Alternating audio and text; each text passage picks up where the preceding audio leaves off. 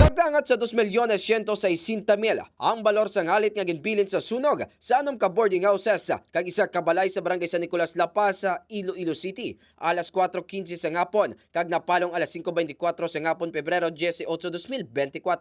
Ginkilalang tag-iya sa isa ka balay kay Arnel Tormon kag ang mga tag-iya naman sa mga boarding houses amo Sanday Salvacion Lopez, Rocky Gordon, Juana Guadalupe, Junalen Fontiveros, Jolie Polmones, kag Sosa Galino. Sunod sa mga residente sa lugar nga nagsugod ang kalayo sa likod nga porsyon sa balay ni Tormon kag madasig nga nagdako ang kalayo bangod nga human sa light materials.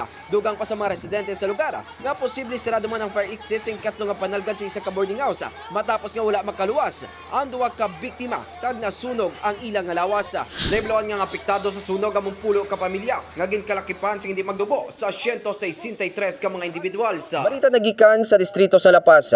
Ako si K5 Eric Canizares para sa Kampiyon nga Balita, Serbisyo Publiko kag Kalingawan sa Iloilo.